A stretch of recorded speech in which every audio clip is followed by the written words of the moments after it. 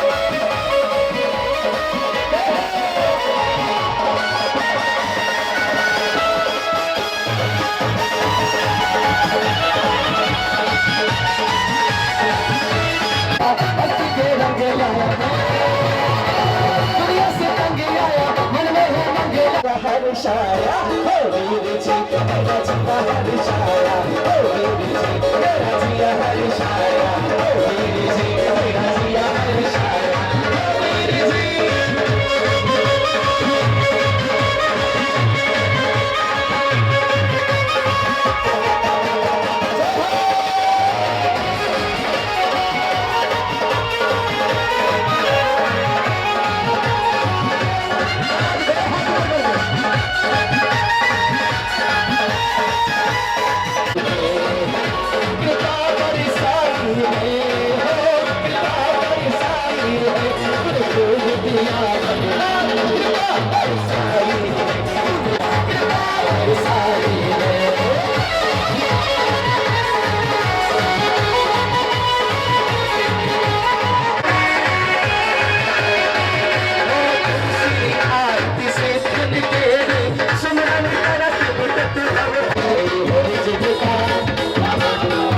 Second दोनों हाथ ऊपर करके ओ तेरा बहुत बड़ा दरबार अरे बाबा हो बाबा अरे बाबा हो बाबा अरे बाबा हो बाबा अरे बाबा हो बाबा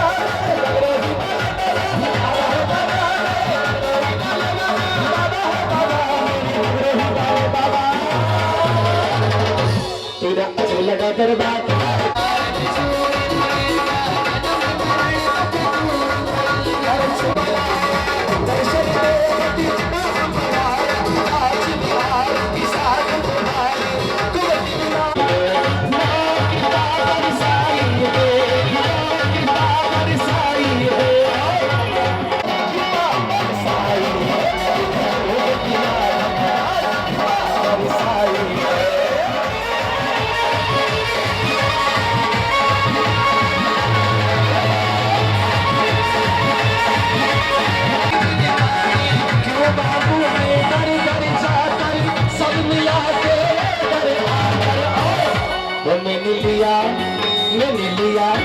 मैंने लिया तुम्हें पहचान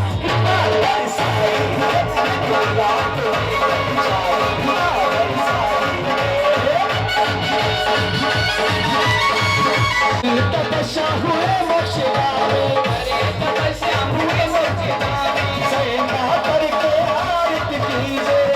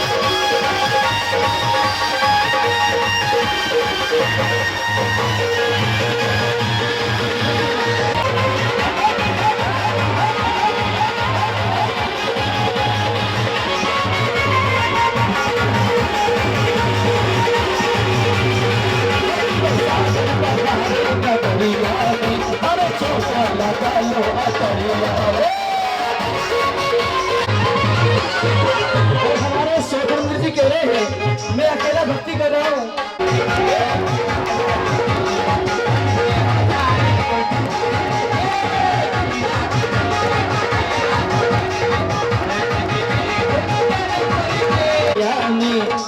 मेरे गुरु पर पठारे नगरिया में अरे छोटा लगा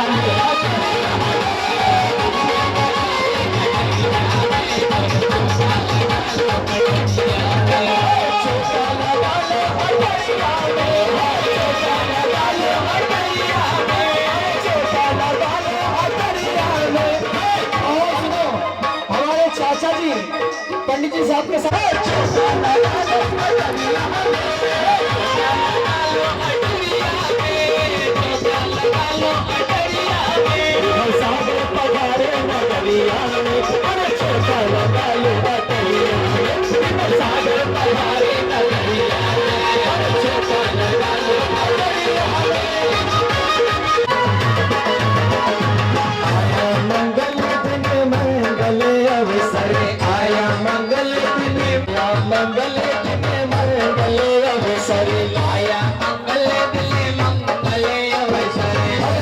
नाच रहे रे अजी भक्ति मातारी नाच रहे रे प्रभु तारा ही रंग में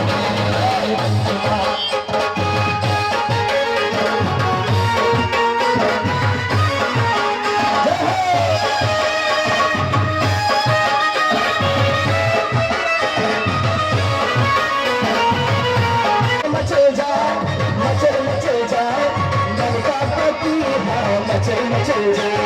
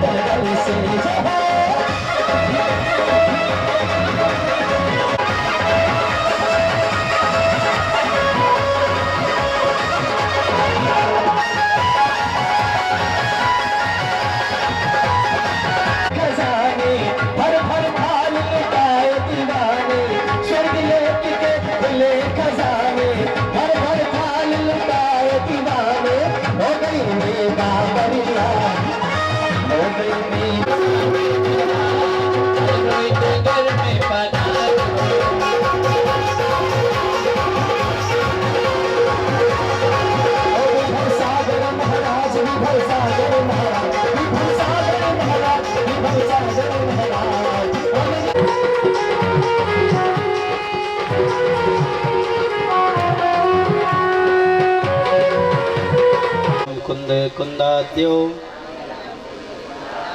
जैन धर्मोस्तु मंगलम सर्वमंगल मांगल्यम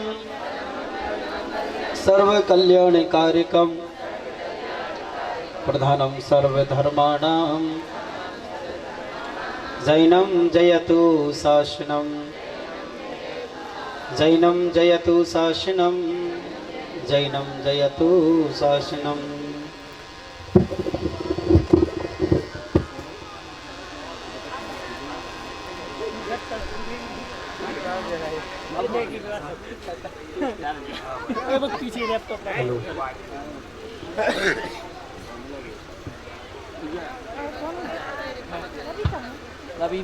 चौलिया पंच परमेष्टि भगवान की, देवादिदेव श्री आदिनाथ भगवान की, देवादिदेव मूलायक अष्टम तीर्थंकर श्री चंद्र प्रभु भगवान की, देवादिदेव चिंतामणि पार्श्वनाथ भगवान की, वर्तमान तीर्थेश श्री महावीर भगवान की, द्वादशांग जिनवाणी माता की, 3 कमला करोड़ महामुनि राजों की,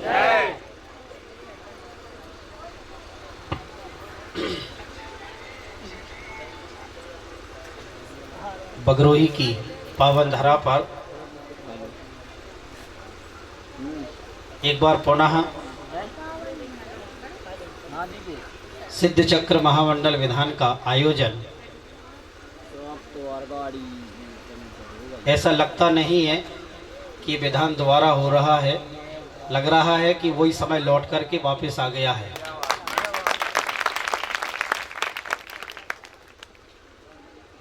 अंतर बस इतना है कि पहले भल्ला जी के गले में थे, अब बड़े बब्बा के गले में आ गए हैं। अंतर इतना ही आया है कि एक जगह का परिवर्तन हुआ है और दूसरी जगह आ गई है।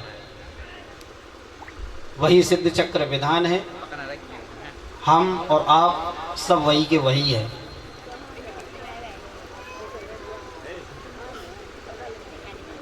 धर्म के कार्य करने से पहले रुचिकर नहीं लगते हैं, लेकिन जब हो जाते हैं तो फिर अच्छे लगने लग जाते हैं। सांसारिक कार्यों में हर किसी को उत्साह होता है, लेकिन धर्म के कार्यों में किसी किसी को ही उत्साह हुआ करता है। बगरोही के इतिहास में, अब इतिहास का मतलब कि 100 साल तक का तो लगभग लोग बता ही सकते हैं कि 100 वर्षों तक कभी भी हमारी कई पीढ़ियां निकल गई, लेकिन उनको बगरोही में कभी सिद्ध चक्र जैसे बड़े विधान करने का सौभाग्य नहीं मिला। और वर्तमान पीढ़ी को अभी 2 वर्ष भी नहीं हुए और दूसरी बार जो है सिद्ध चक्र महामंडल विधान करने और कराने का अवसर जो है यहाँ प्राप्त हो गया।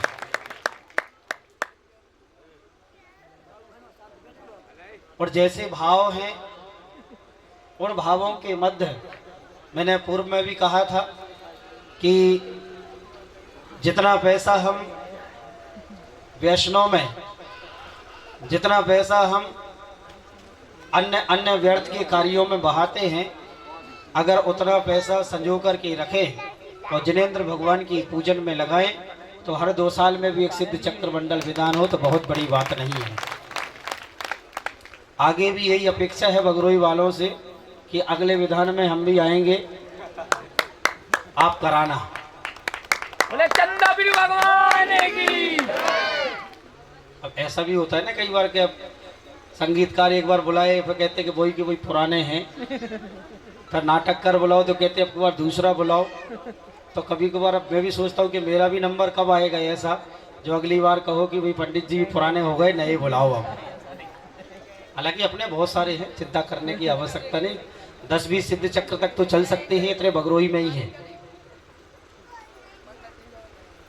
बहुत सारे विधान हमारे यहाँ पर जैनागम में उपलब्ध हैं, लेकिन उनमें सबसे प्राचीन और सबसे महत्वपूर्ण अगर कोई विधान है तो वो सिद्ध चक्र विधान है, क्योंकि इसमें किसी व्यक्ति विशेष की नहीं, स्थान विशेष की नहीं, किसी पूज्य विशेष की नहीं, आज तक अनादिकाल से जितने भी सिद्ध हुए हैं, यानी कि जिन जिन ने भगवान बनने का सौभाग्य जिनको प्राप्त हुआ है, आज तक होने वाले अनंतानंत, अनंतानंत मतलब बोलो ना, ऐसे मत बैठो जैसे नाटक देखने ही आए हो केवल। ब्रेकर तो मैं बना ही हूँ, जब तक ये हटेगा नहीं तब तक सौरभ जी कितनी भी कोशिश कर लें पीछे से वो नाटक नहीं दिखा सकते। इसलिए अच्छा यही है कि बिना मन के बैठो, उससे अच्छा है कि मन बना करके बैठो। चेहरा लटका करके बैठो, उससे अच्छा है कि चेहरे पर प्रसन्नता ला करके बैठो। ऐसे मुरझाए बैठने से फायदा भी क्या है। अनंत अनंत का मतलब है कि जिस राशि में से अनंत भी घटा दिए जाएं तो भी जिस राशि का व्यय नहीं होता है वह अनंत अनंत हैं। और आज तक अनंत अनंत जीवों ने मोक्ष पद को प्राप्त किया है, और उन सारे अनंत अनंत जीवों की आराधना का जो प्रयास है, जो उद्यम है, उसका नाम है सिद्ध चक्र महामंडल विधान। ना जाने दुनिया में ऐसे कितने लोग हैं, ना जाने दुनिया में ऐसे कितने गांव हैं जहां पर आज तक सिद्ध चक्र महामंडल विधान नहीं हुए। लेकिन ये नियम से मान लेना चाहिए कि आपका पुण्य है कि आपको सिद्ध चक्र जैसा महामंडल विधान कराने का अवसर प्राप्त हुआ है। क्योंकि भगवान की पूजा भी, सुन लो सुन लो सुन लो, है ना? भगवान की पूजा भी पुण्य से ही मिलती है। बहुत सारे लोगों को देखता हूं मैं और सोचता हूं कि भगवान बताओ, इतना सब कुछ, भोजन की थाली सामने है, लेकिन भोजन की थाली सामने होते हुए भी उसको जीव नहीं पा रहा है, उसको भोजन को नहीं खा पा रहा है, ये उसका पाप कर्म का उदय है। कई लोगों के भाव सब कुछ सामने है लेकिन भाव नहीं बनते, उनका दोष नहीं है, किसी व्यक्ति का दोष नहीं है, ये उसके कर्मों का दोष है, ये कर्मों की वेदना है। वो कर्म कहते हैं कि अगर तू इस विधान में चल जाएगा, अगर तू जनेंद्र भगवान की भक्ति कर लेगा तो या तो पुण्य रहेगा या पाप रहेगा, पाप की सत्ता हटानी पड़ेगी। इसलिए वो पाप कर्म कहते कि तू ऐसा प्रयास कर ही मत जिससे मेरी सत्ता हट जाए। तो उसका व्यक्ति का दोष नहीं है, दोष अगर किसी का है तो वो किसका है, बोलो ना, कर्म का है। और मैं तो एक ही बात जानता, लोग कहते समझाओ ना। आदिनाथ भगवान के समो शरण में उनका स्वयं का पोता, अपने यहाँ की भाषा में नाती, स्वयं मारीची चला गया। भगवान आदिनाथ स्वामी, भरत स्वामी, बाहुबली स्वामी, आदिनाथ भगवान के 101 पुत्र, सारे के सारे मोक्षगामी, लेकिन एक ऐसा जीव जो कि उस परिवार में आया जिसका नाम मारीची था, वो भी आने वाले भवअंतर में तीर्थंकर बनने वाला जीव था। लेकिन तीर्थंकर भगवान स्वयं आदिनाथ भी उस जीव को नहीं समझा सके, क्योंकि जिसकी होनहार नहीं, जिसका भवितव्य नहीं है, जिसको अभी निमित्त नहीं मिलना है भगवान की वाणी का, भगवान के पूजन का, वो कितना भी प्रयास कर ले वो भगवान के चरणों तक आ ही नहीं सकता। इसलिए जिनका मन बन जाए भगवान की भक्ति में, जिनका मन बन जाए जनेंद्र भगवान की भक्ति का नाम सुनकर के, जिनका उत्साह बढ़ जाए, तो समझ लेना कि वो नियम से पुण्यशाली हैं। अन्यथा कहते कि संसार के धन और लक्ष्य में पैसा रुपया तो सारे दुनिया में कमा लेते हैं, लेकिन पुण्य कमाने के अवसर किसी किसी को मिला करते हैं। आपके लिए अवसर मिला और आपने इस विधान में जो आपसे बन सकता, लोगों से हमेशा कहता हूं मैं, बगरोई वालों की बता रहा हूं मैं, समाज की हमेशा लोगों से कहता हूं, भैया पैसे की चिंता मत करो, चिंता करो अपने भावों की। काहे की करो चिंता? पैसे की मत करो। तीन लोग के नाथ के चरणों में जब बैठ गए हो तो वहाँ पर किसी प्रकार की कमी नहीं आएगी, इसका मुझे पूर्ण विश्वास रहता है। और मैं तो एक ही बात कहता हूँ कि अगर कोई किसी प्रकार की कोई चिंता है तो जाकर के चंद्र प्रभु भगवान के चरणों में श्रीफल अर्पित कर दो, सारे मनोरथ आपके सिद्ध हो जाएंगे, इसमें कहीं दो राय नहीं है। लोगों के भरोसे पे अगर अपने आप को छोड़ दो तो ये तो निश्चित है कि लोग कुछ ही कदम तक साथ दे सकते हैं, लेकिन जो भगवान के भरोसे अपने आप को छोड़ देता है वो 3 काल में भी कभी मझधार में नहीं आ सकता, ये पूरा विश्वास है। जब सीता की अग्नि परीक्षा हुई, क्यों हुई पूछो भैया। जब सीता की अग्नि परीक्षा हुई, क्यों हुई?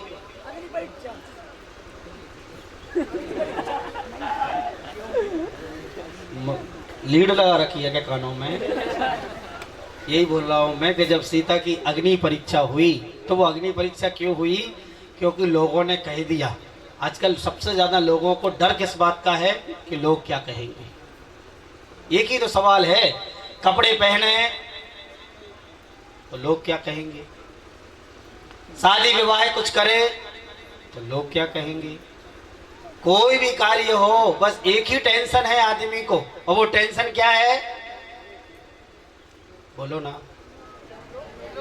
अब कुछ तो कहेंगे क्योंकि लोगों का काम है कहना। ये तो निश्चित है कि दुनिया है, फितरत ही अच्छा कहने की नहीं है तो लोग तो बुरा ही कहेंगे, पर उसकी टेंशन मत लेना।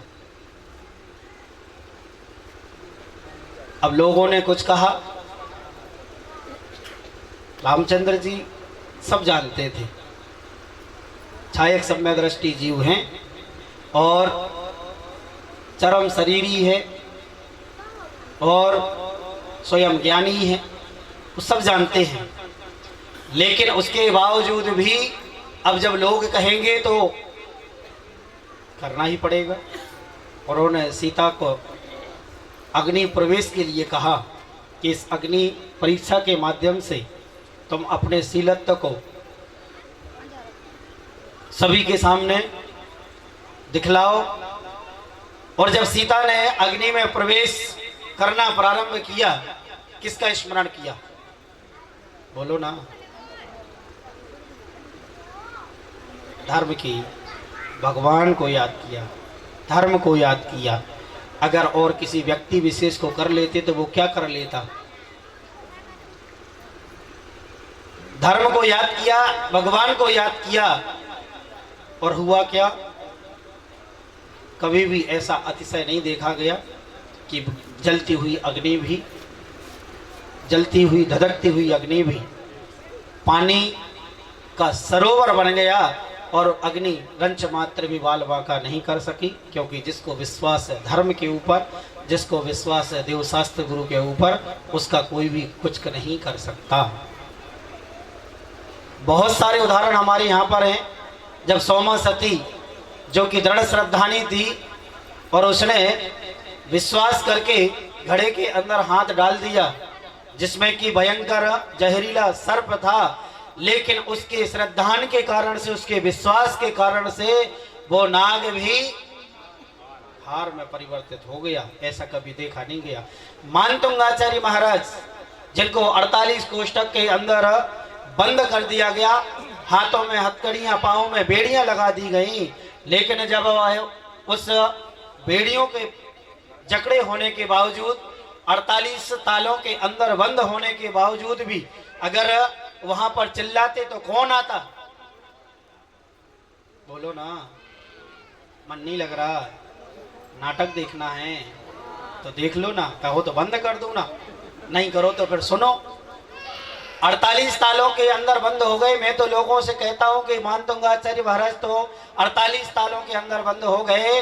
अगर आप कभी घर में हो और श्रीमान जी मंदिर आ रहे हो और गलती से बाहर की सांकल लगा करके आ जाएं तो बोलो किसको पुकारोगे? हैं? किसको पुकारोगे? पड़ोसी को पुकारोगे। और पड़ोसी भी नहीं सुने तो और जोर जोर से चिल्लाओगे, और भी नहीं सुनेगा तो इतने जोर जोर से चिल्लाओगे कि अड़ोस पड़ोस वाला कोई तो सुन ले। लेकिन फिर भी कोई नहीं आएगा तो सबको चिल्ला लेगा, लेकिन भगवान को नहीं चिल्लाएगा।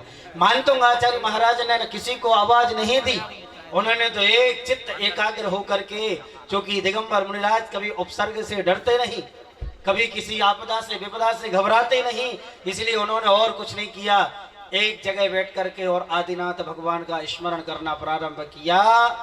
करते करते करते करते जब 48 काव्यों के माध्यम से भगवान आदिनाथ की स्तुति की, 48 काव्य पूर्ण होते होते 48 ताले टूट गए, बेड़ियां टूट गई, हथकड़ियां टूट गई और स्वयं अपने आप आकर के कैद खाने के बाहर विराजमान हो गए। पूरे तीनों लोक में मानतुंगाचार्य महाराज की भक्ति की जय जयकार होने लगी। इसलिए विश्वास होना चाहिए जिसकी जगह, जिसके पास विश्वास है।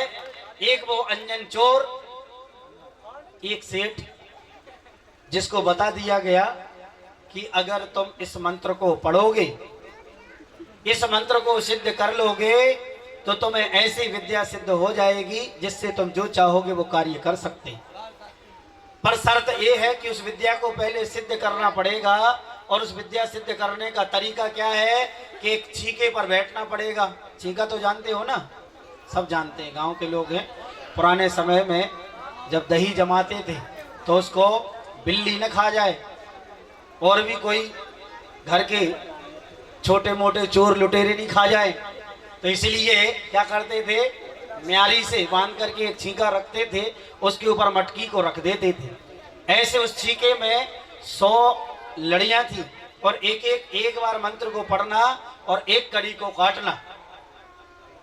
ऐसा क्रम से करते करते करते जब पूरा एक एक कड़ी कट जाएगी और नीचे अनेक प्रकार के अस्त्र शस्त्र लगे हुए थे कि अगर ऊपर से एक एक कड़ी काटी और श्रद्धा नहीं है, विश्वास नहीं है और कहीं कट गई तो गिर करके मर भी सकते हो। वो सेठ बेचारा पेड़ पर गया, छीके पर बैठा, एक बार नमोकार मंत्र को पढ़ा और एक डोरी काट दी और नीचे देखा। नीचे देखते ही देखा कि अगर वास्तव में 2 4 10 कट गई और कहीं लुढ़क गए तो राम नाम सत्य होने में ज्यादा देर नहीं लगेगी। इसलिए उसने विचार करके फिर नीचे आया, लेकिन फिर तुरंत में थोड़ा सा मन बना कि नहीं, सेठ ने कहा तो सही होगा, अगर सिद्ध हो गई तो जीवन के सारे मनोरथ सिद्ध हो जाएंगे, इसलिए चलो फिर चलते हैं। 1 2 बार, कई बार उसने सब प्रयास किया और इतने में जो अंजन चोर, उस पूरे क्षेत्र का प्रसिद्ध चोर था, उस चोर ने देखा, जो कि राजा के महलों में चोरी करके आ रहा था, रानी का हार चुरा करके। उस चोर ने जब उस सेठ को नीचे आते जाते देखा, अब इधर चोरी करके निकला, पीछे से सैनिक भागे तलवार लेकर के, इधर सामने आया और उस व्यक्ति को, उस सेठ को देखा कि ये मंत्र सिद्ध कर रहा है। वो कुछ नहीं जानता, कभी जीवन में मंदिर नहीं गया, कभी जीवन में कोई कथा नहीं सुनी, कभी जीवन में कोई सत्संग नहीं देखा, कभी जीवन में अच्छे पुरुषों की संगति नहीं की, ऐसा कोई व्यसन नहीं जो अपने उसने जीवन में ना किया हो। लेकिन फिर भी जब वहां पर उस व्यक्ति को देखा तो उससे पूछ लिया कि भैया क्या कर रहे हो। उस व्यक्ति ने बोला कि मैं तो विद्या सिद्ध कर रहा हूं। क्या विद्या है? विद्या ये है कि जो भी इस मंत्र को सिद्ध कर लेगा उसको आकाशगामी विद्या सिद्ध होगी और जहां जाना चाहे वो व्यक्ति जा सकता है। उसकी बात सुनकर के उसके मन में विचार आया कि मरना तो पक्का है, या तो इस छीके पर चढ़ करके रस्सियों को काट दो तो इन अस्त्र शस्त्र पर गिर करके मर जाएंगे, और नहीं मरेंगे तो पीछे से सैनिक आकर के गर्दन काट देंगे। तो मरना तो है ही, लेकिन मरना कौन सा अच्छा है? बोलो ना, मरना कौन सा अच्छा है? अब बोलो ना, मरना कौन सा अच्छा है? मरना कौन सा अच्छा है? अरे मरने के लिए भी तो सोचता है ना आदमी। किसी को मरना हो तो वो भी तो विचार करता है कि मरूं कैसे जिससे दिक्कत नहीं हो। एक बार की बात है, एक व्यक्ति था, मरने के लिए जा रहा था। कहां जा रहा था? अरे बोलो तो सही, कहां देख रहे अड़ोसियों पड़ोसियों? आज पहला दिन है, अच्छे से देख लो, जो कल मत देखना। फिर मरने के लिए जा रहा था और उस व्यक्ति ने विचार किया कि मरूं तो मरूं कैसे। कौन सा तरीका अच्छा रहेगा मरने का? अब आप बताओ ना, कौन सा तरीका अच्छा रहेगा मरने का? उसके मन में आया तकलीफ भी नहीं हो, मर भी जाए, तकलीफ भी नहीं हो और मर भी जाए। तो सोचा कि भाई सारे आइडिया जितने भी मरने के थे सारे सोच लिए, लेकिन सब में तकलीफ मिली। एक आइडिया उसके दिमाग में आया और वो आया कि अपन को ट्रेन के नीचे कट के मारो, 1 सेकंड का काम है, स्पीड में आएगी और गर्दन, बस काम खत्म हुआ। और उसने सोचा कि चलो भाई अपन चलते हैं कहाँ, अब ट्रेन तो कहाँ मिलेगी, सागर के पहले तो है ही नहीं, या टीकमगढ़ चले जाओ। बेचारा गाँव का था पर बगरोई का नहीं था, भोला भाला आदमी चल दिया मरने के लिए। जा रहा था कि रास्ते में एक व्यक्ति मिल गया। बोले कहाँ जा रहे हो? बोले मरने जा रहा हूं। कहाँ जा रहे हो? अरे बोलो ना, आप क्यों जा रहे हो? उस व्यक्ति की बोल रहा हूं मैं तो भाई, मरने जा रहा हूं। तो मरने क्यों जा रहे हो? बोले इसलिए जा रहा हूं कि भगवान ने कुछ दिया नहीं। यही होता है ना, जो दिया उसकी कभी गिनती नहीं होती, जो नहीं दिया। अभी हमारे आज अध्यक्ष साहब कह रहे थे ना, किसी में 50 रुपए टूट गए, तो इतने में दूसरे व्यक्ति ने एक बहुत अच्छी बात कही, 1000 रुपए बढ़ गए तो वो तो नहीं दिखी तो मैं सोयाबीन में, किसी में 50 रुपए टूट गए तुरंत हाय दैया होने लग गई। उसका कारण है जो मिलता है, जो दिया है उसकी गिनती नहीं है, जो नहीं मिला शिकवा उसका है, जो मिला है उससे कोई शिकवा नहीं है, उससे कोई प्रसन्नता नहीं है। व्यक्ति कहता भैया दुखी हूं इसलिए मरने जा रहा हूं। पर मरने जा रहे हो तो ये हाथ में क्या है? बोले नाश्ता लेकर के जा रहा हूं।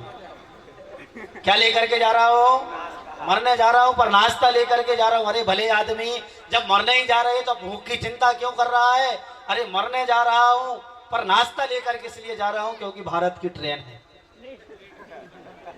अब भारत की ट्रेन तो आप जानते हो ना। एक बार के स्टेशन पर एक व्यक्ति सफर करने जा रहा था मेरी जैसा, और एकदम जैसे ही 12:40 पर दयोदय का टाइम हुआ और राइट टाइम आ गई, उस व्यक्ति ने मुस्कुरा करके स्टेशन मास्टर को धन्यवाद दिया और बोला कि भाई साहब धन्यवाद, आज पहली बार जो है ट्रेन देख रहा हूं कि सही समय पर आई है। स्टेशन मास्टर ने पलट करके बोला भाई साहब ये वो ट्रेन है जो कल आने वाली थी, 24 घंटे लेट अभी आई है। इसलिए उस व्यक्ति ने कहा कि भाई साहब मरने तो जा रहा हूं लेकिन मरने के साथ साथ कहीं ट्रेन लेट ना हो जाए और ट्रेन से कट करके मरूं, उससे पहले भूखे ही मर जाऊं, इसलिए पहले नाश्ता करूंगा उसके बाद करूंगा। इसलिए कहा ना कि व्यक्ति मरने के पहले भी विचार करता है कि मरने का तरीका कौन सा अच्छा रहेगा। तो उस अंजन चोर ने अंत में निष्कर्ष ये निकाला कि मरने का तरीका तो यही अच्छा है कि अरे उन सैनिकों की तलवार से मरूं, इससे अच्छा है कि कम से कम कुछ धर्म के 2 शब्द पढ़ते हुए मर जाऊं तो जीवन सार्थक हो जाएगा। और ऐसा विचार करके उस सेठ से पूछा कि भाई तू तो मंत्र बता फटाफट, समय नहीं है क्योंकि पीछे तो मौत भागी आ रही है। और उसने नमोकार मंत्र दिया, लेकिन जिसने अपने जीवन में कभी एक बार भी किसी धर्म का एक अक्षर नहीं पढ़ा, उस व्यक्ति को इतनी जल्दी नमोकार मंत्र भी आपको कितने दिन में याद हुआ था? प्रभा दीदी, नमोकार मंत्र कितने दिन में याद हुआ था? हाँ, एक ही बार में होगा तो इन्हें तो बिल्कुल। अब क्या करें, बहु बब्बा है नहीं तो उनसे पूछ लेते कि कितने दिन में बहुत, अब तो सबूत भी का है। एक दिन में किसी को नहीं, एक दिन में तो अकलंक के स्वामी थे जिनको होता था। कौन थे? अकलंक के स्वामी, जिनको एक बार जो कहा जाता था वो याद हो जाया करता था। अपन तो अकलंक के स्वामी नहीं है ना, अपना छयोक्षम अकलंक के स्वामी जैसा है। लेकिन उस सेठ ने जब बताया नमोकार मंत्र, उस व्यक्ति ने जैसे ही सुना तो सुनते ही तो समझ में आ गया, लेकिन थोड़ी देर बाद जब बच्चे पढ़ते हैं ना स्कूल में तो मास्टर साहब बोलते हैं बेटा समझ में आ गया? हाँ माँ साहब आ गया। लेकिन अगले दिन जब पूछे तो सोनू सर माँ साहब का है ना, कल समझ में तो आओ नहीं तो, लेकिन डर लग रहा हो तो उसे पूछ नहीं पाए थे। उस व्यक्ति ने सुना, सुनकर के पेड़ पर चढ़ा और उसने सोचा कि इतना समय नहीं है कि मैं एक एक रस्सी को काटूं। इसलिए उसने अब जैसे ही छीके पर बैठ करके विचार किया कि अब पढ़ना क्या है। नमोकार मंत्र तो भूल गई, अब तो एक ही रहा, अब करें सो करें क्या, चढ़ तो गए लेकिन मंत्र क्या है। इसलिए उसने कहा आड़म ताड़म कछु नहीं जाड़म। जो सेठ ने कहा, क्योंकि सेठ जिन धर्मी है, सत्यवादी है, वो कभी झूठ नहीं बोल सकता, जलेंद्र भगवान का भक्त है, इसलिए इस सेठ के वचनों को प्रमाण मान करके मैं कुछ नहीं जानता और मैं आड़म ताड़म करके पूरी रस्सियों को जो एक एक काटनी थी एक बार में काट दी। और जैसे ही वो अस्त्र शस्त्र पर गिरने वाला था कि उसके बीच में ही जो है आकाशगामिनी विद्या देवी ने आकर के उसको अपने विमान में बैठा लिया और बैठाते ही जो है कहा कि मेरे लिए क्या आज्ञा है।